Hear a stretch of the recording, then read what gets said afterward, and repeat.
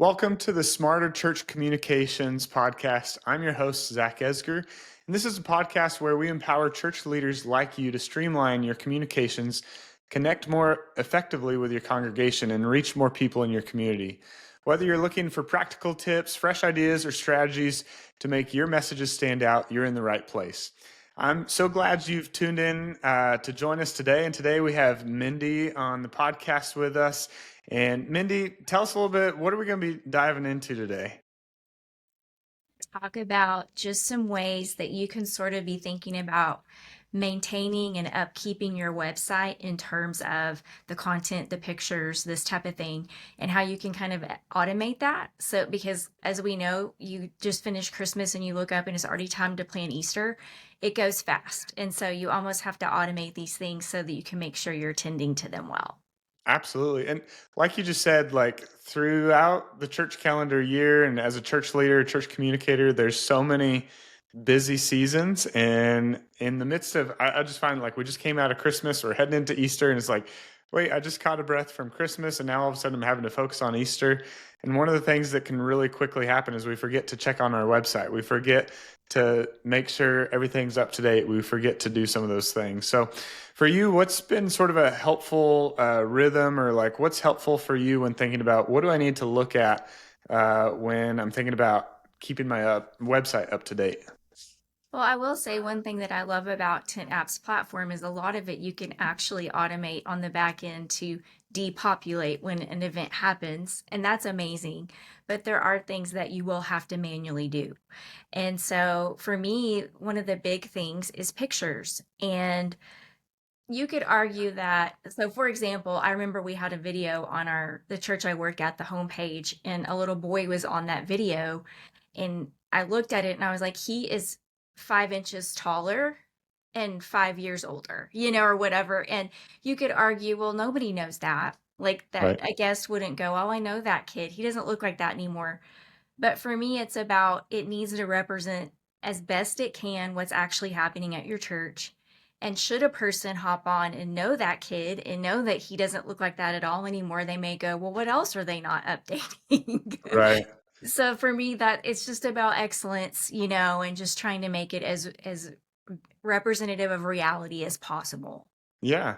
And I think even as you said that, I think so often like our foyers look a little bit different a year or two later, or we now have new signs like to greet people as people come in the front door. And you want to highlight those things that as somebody's looking at your website, you really want to give them a clue or an insight into what can I expect? Like whenever I pull up, is there this new sign that wasn't on your website video that you had? And so I think that's just great insight to really look and find ways to help people really feel comfortable, whether it's from that front door or in the foyer or in the worship space. Things are going to change over the year or a couple of years, so that's definitely good to look at images. Any thoughts on text, or like what do you sort of look at as you're saying, hey, I want to look at images, make sure images are all up to date? What's things or thoughts around looking at your text or your actual content? Before I go to text, let me just add, especially in next gen, if you have next gen ministries, I mean, most churches do, but that those images are very important to look at because you could have children that actually graduate from high school to college, and a college kid doesn't want to be on your high school page anymore, or a baby changes a ton over the first 2 years. Like, so next gen pages are really important to look at too. And I would say as well, like, oh great, I've got to hire a photographer. No, with smartphones you can get good images, and so this is where that helps us a lot. It may be harder to change like a whole homepage video. Hmm. We have ways to do that too, but like images are very easy to change. So think about what can I grab that I need. And then one last thought is like even seasonally where we live, summer and winter look very different. So if it's the dead of winter and it's 20 degrees and everybody's in shorts on your website, that might be a thing to change too if you're able to. So that's kind of a few final thoughts on that. Yeah, that's a great thought. And I think, like you said, one of the cool things about our 10 apps platform is we can automate a lot of that for you. So we can even set up like, hey, I want this background image to show in the winter months, and I want this one to show in the summer months. And there's ways even on your announcements that you're coming through and looking at, your pictures can change. And but I do think it like we can set up tools to help you automate, but if you're not keeping an eye on those things and you're reusing the exact same sort of winter image every winter, 2 years, 3 years go by, and like you said, all of a sudden, a family that's main front and center, they've all graduated. People look a lot different, and maybe they're the greeters. And I think that a lot of times you see on like videos, especially on that home header hero image area, is you have your greeter team, and so like if they see somebody that's like a 10-year-old helping out and now they're 20 years old and they're shaking hands, it just helps, like you said, that extra step of just really making people feel welcome through your imagery. So I think that's a great idea. So back to what you said about the text, I think just doing a full site read through is really smart because I can't tell you how many times I've found like, oh my gosh, there's been a blatant typo or error that has literally been there for a year because you almost become blind to it when you're the one writing it and putting it in. So getting a second set of eyes is very helpful. And then I think like one thing that I think is a major area to look at, like it or not, people love the staff page. And staff people are like, oh gosh, we don't want to make it about us. But people go to those and I mean, aren't they often the second or third most visited page on a site? And Yep, so absolutely.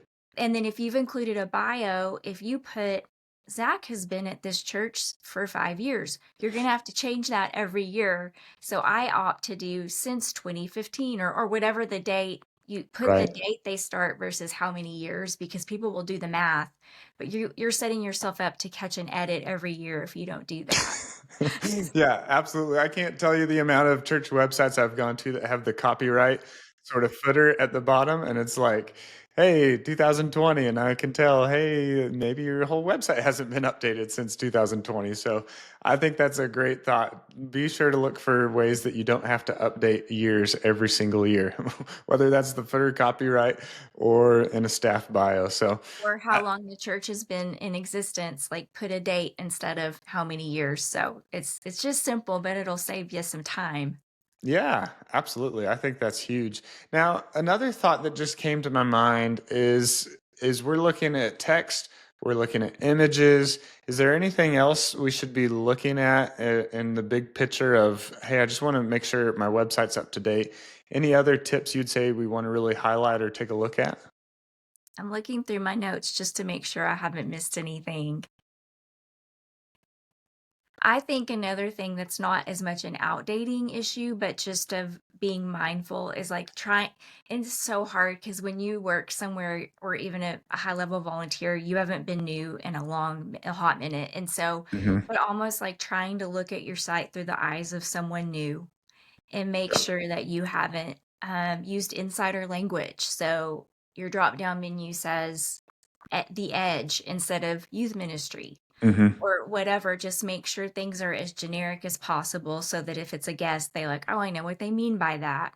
So it doesn't hurt to look at all of your pages through that lens too every once in a Hmm. while just to see if you haven't caught something or you need to adjust. No, I think that's great.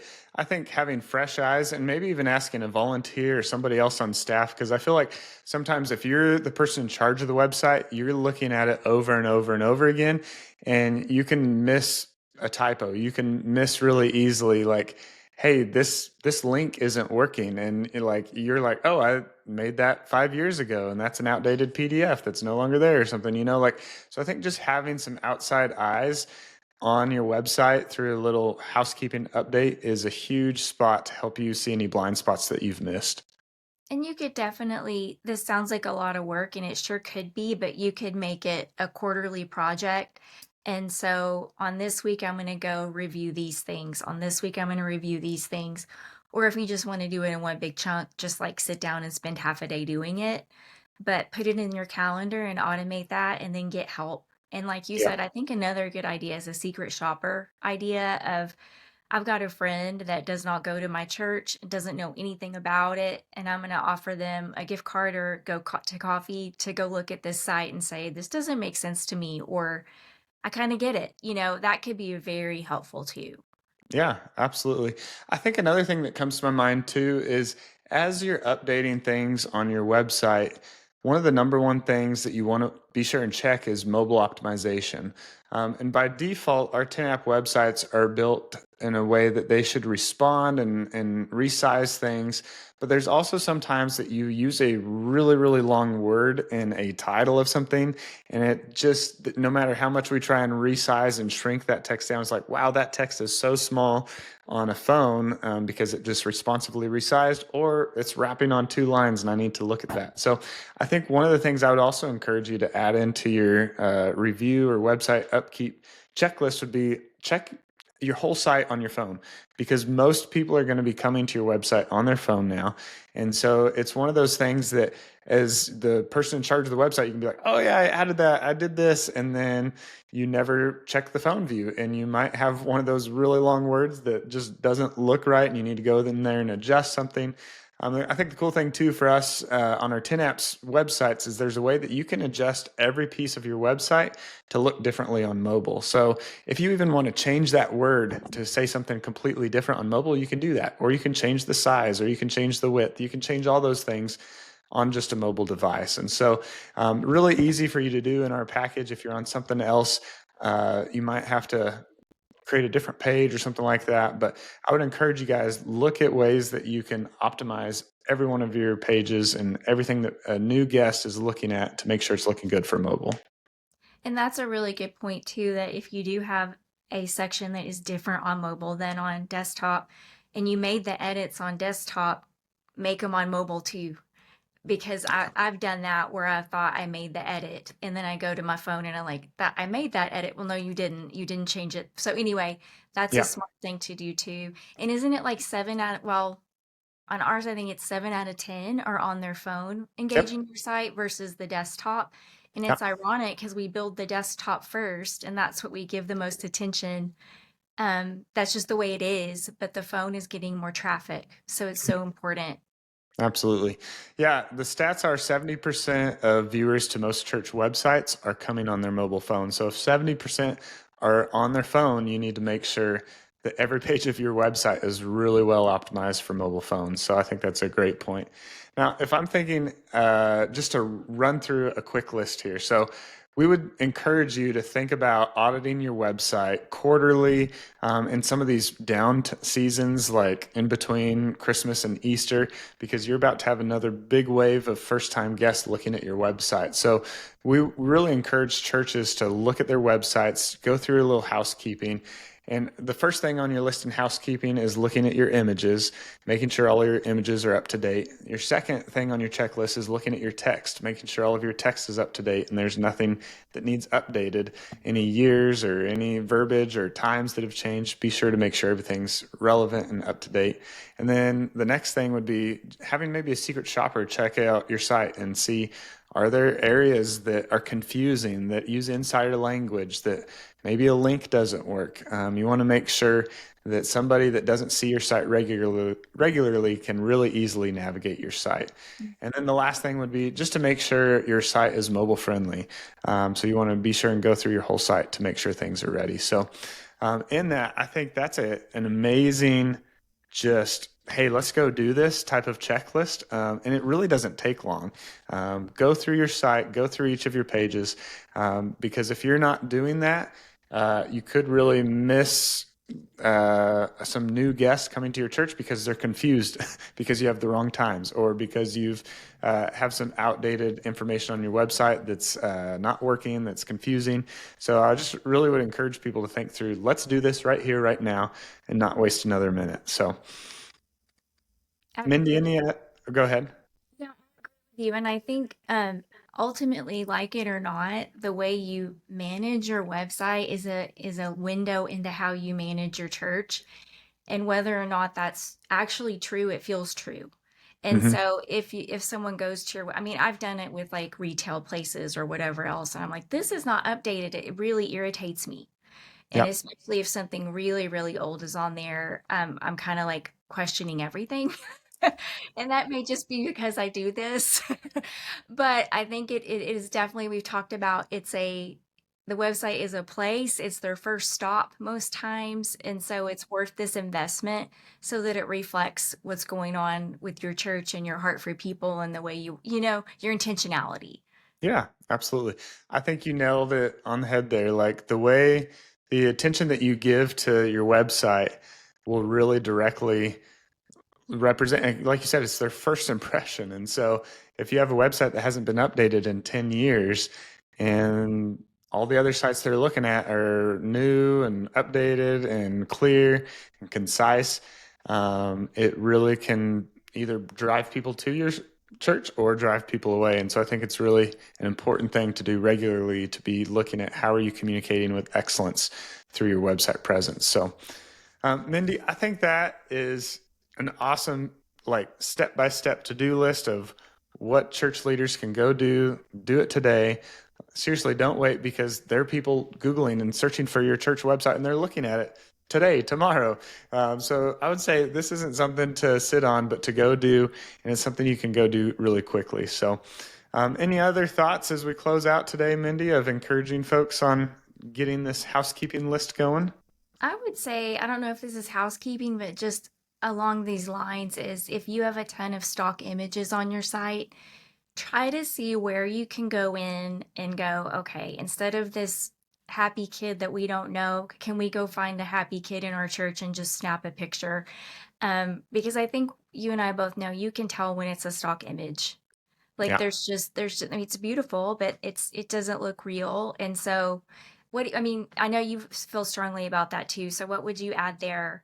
Yeah, I would say if you can eliminate all stock photography by the end of the day today, go do it, because like you said, it just doesn't quite represent who you are, and people can sense that right off the bat. And they're coming to your site because they want to trust where they're going before they make a decision to come check you out on a Sunday. So the more that you can build those bridges of trust with real insight into what they can experience at your church on a Sunday, helps them choose to come check you out versus, I don't know really anything from any of these images type of thing. So great thought there on stock images.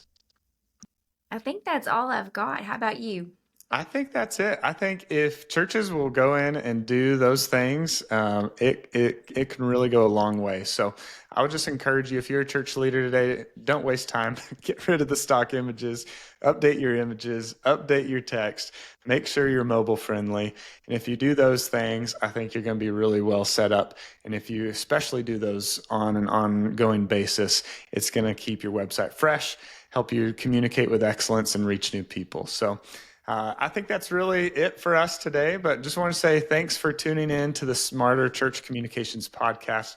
I'm Zach Esger. It's been a pleasure getting to share strategies with you to help you enhance your church communications. If you found today's episode valuable, don't forget to subscribe, leave a review, share it with other church leaders. Let's continue working together to make your church communications smarter and more impactful. Until next time, keep reaching your community with clarity and purpose. We'll see you soon.